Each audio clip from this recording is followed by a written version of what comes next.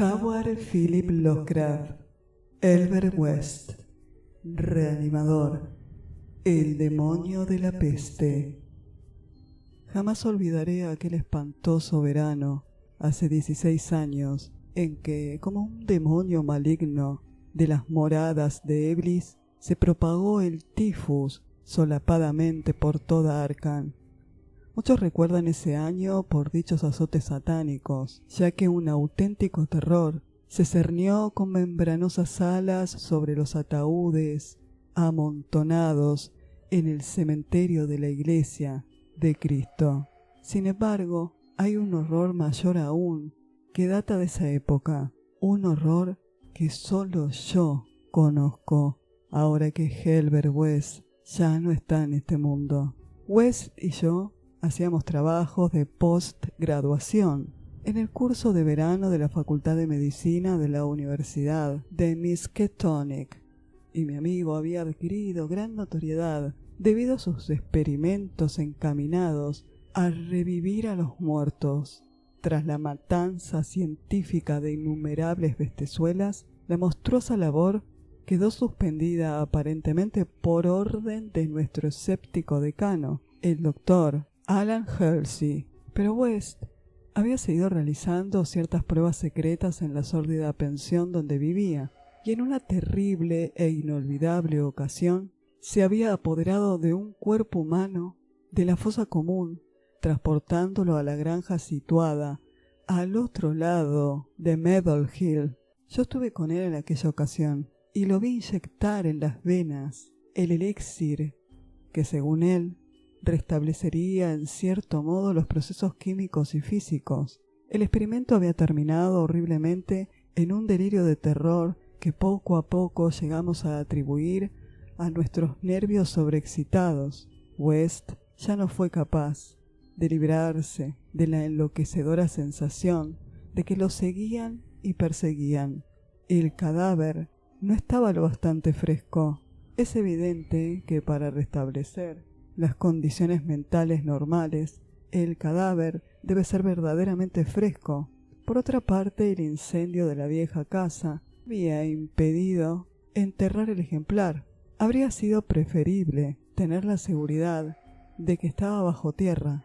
Después de esa experiencia, West abandonó sus investigaciones durante un tiempo, pero lentamente recobró su celo de científico nato y volvió a importunar a los profesores de la facultad, pidiéndoles permiso para hacer uso de la sala de disección y ejemplares humanos frescos para el trabajo que él consideraba tan tremendamente importante.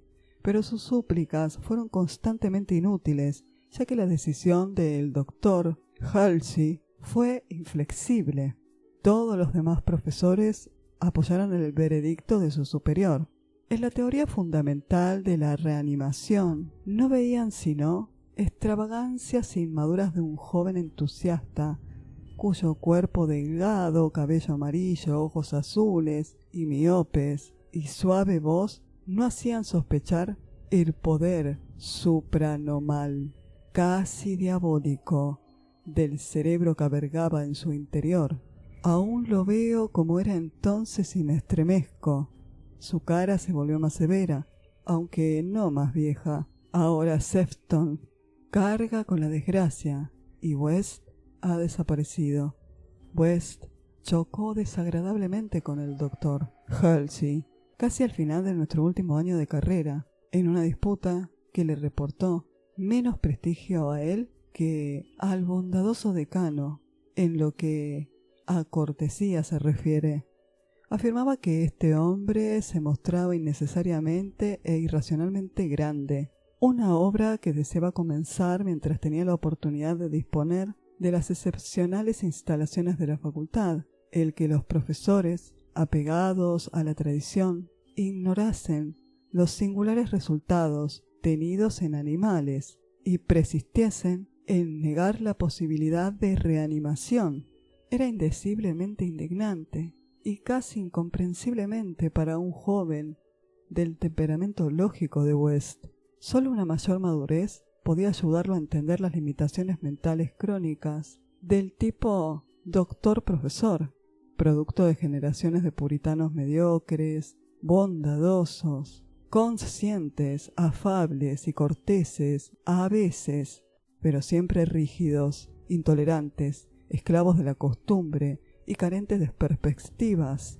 El tiempo era más caritativo con esas personas incompletas, aunque de alma grande, cuyo defecto fundamental, en realidad, es la timidez, y las cuales reciben finalmente castigo de la irrisión general por sus pecados intelectuales, su calvinismo, su antidarwinismo y por toda esa clase de sabatarianismo y leyes suntuorias que practican.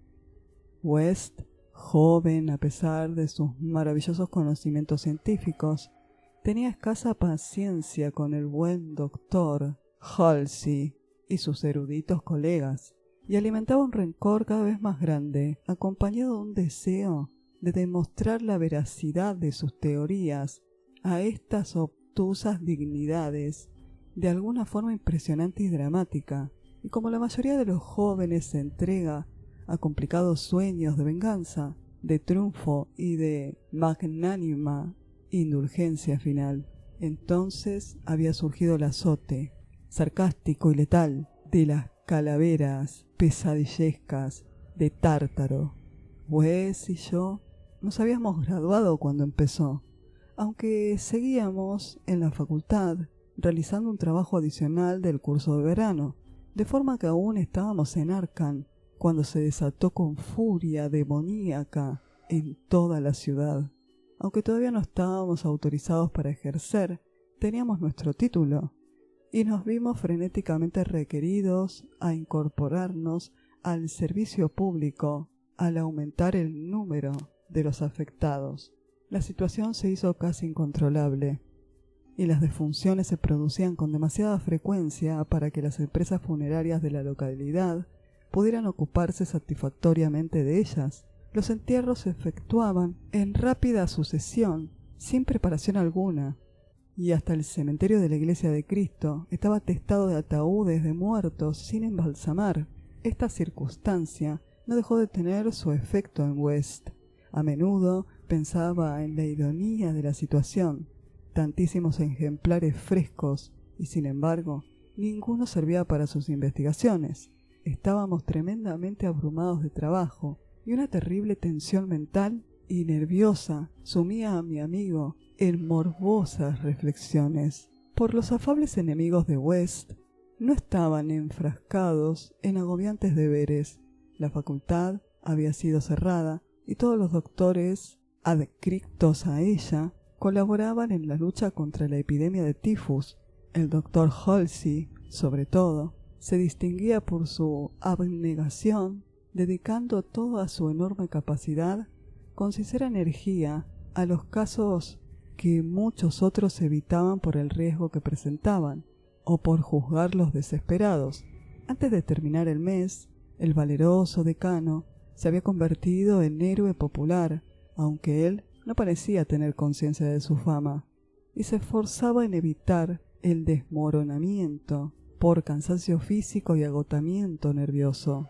West no podía por menos de admirar la fortaleza de su enemigo, pero precisamente por esto estaba más decidido aún a demostrarle la verdad de sus asombrosas teorías. Una noche, aprovechando la desorganización que reinaba en el trabajo de la facultad y las normas sanitarias municipales, se las arregló para introducir camufladamente el cuerpo de un recién fallecido en la sala de disección y le inyectó en mi presencia una nueva variante de su solución.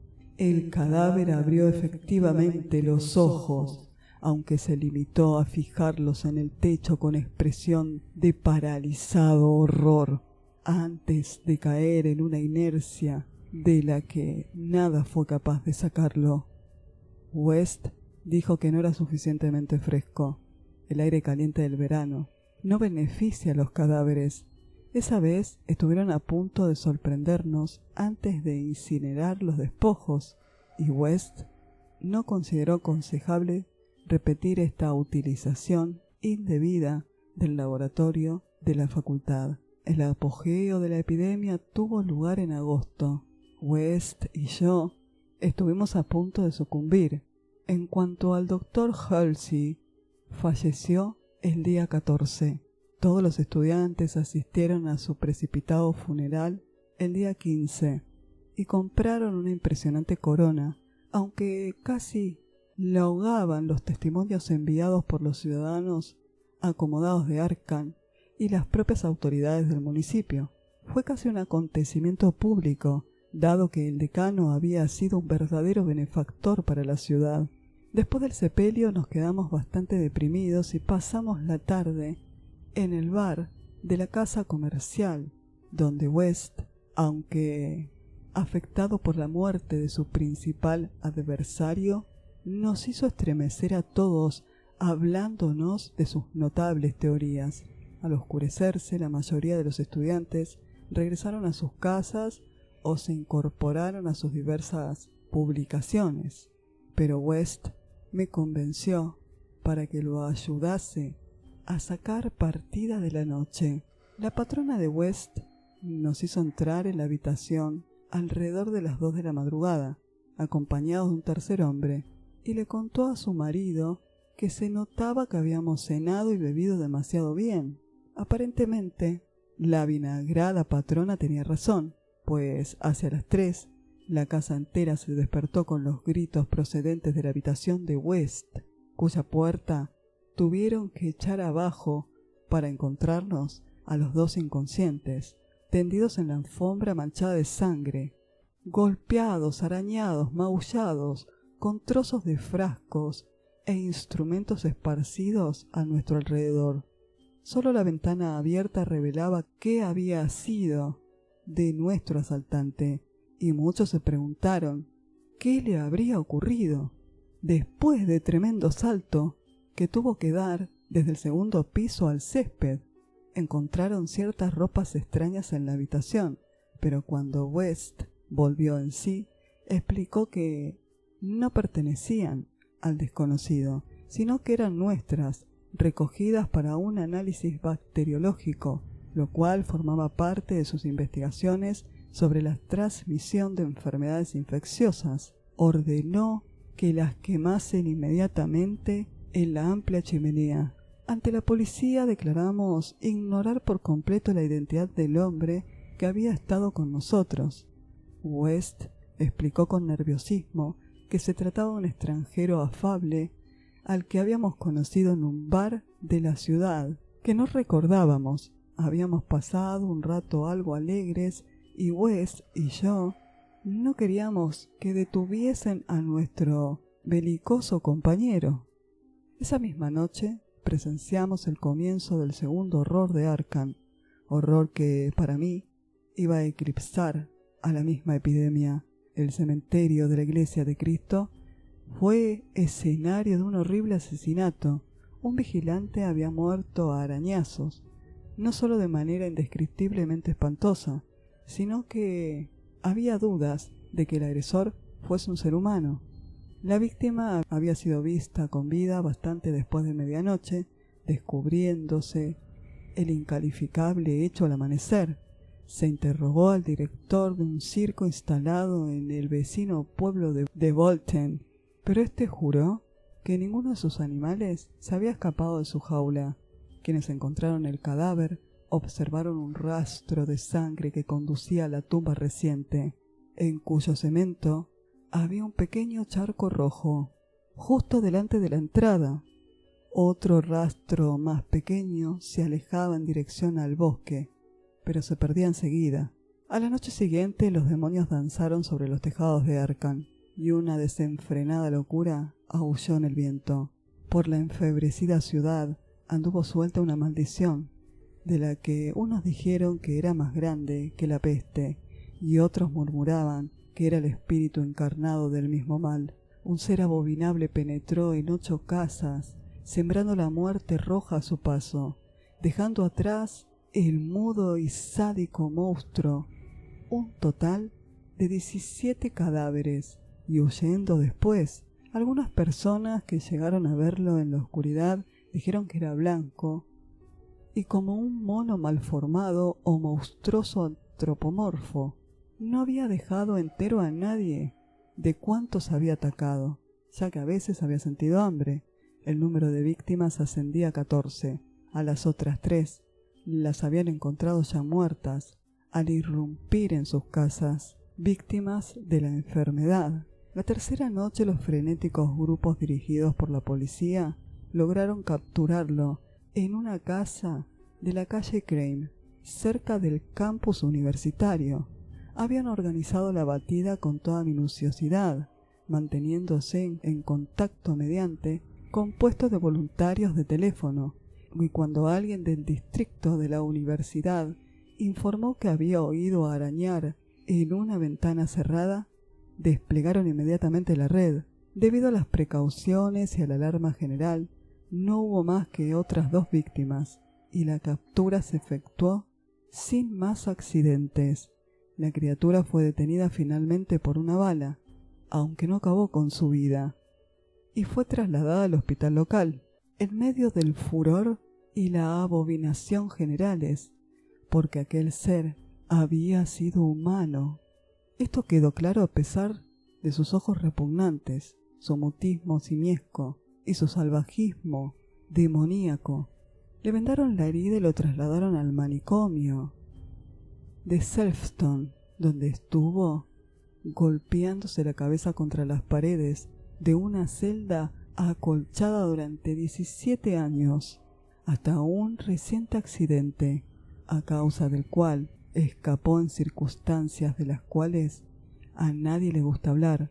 Lo que más repugnó a quienes lo atraparon en Arkham fue que al limpiarle la cara a la monstruosa bestia, observaron en ella una semejanza increíble y burlesca con un mártir sabio y abnegado al que habían enterrado hacía 3 días, el difunto doctor Alan Halsey, benefactor público y decano de la Facultad de Medicina de la Universidad Miskatonic. Para el desaparecido Helbert West y para mí, la repugnancia y el horror fueron indecibles. Aún me estremezco esta noche mientras pienso en todo ello, y tiemblo más aún de lo que temblé aquella mañana en que West murmuró entre sus vendajes: «Maldita sea, no estaba bastante fresco». Helbert West, reanimador. Continuará.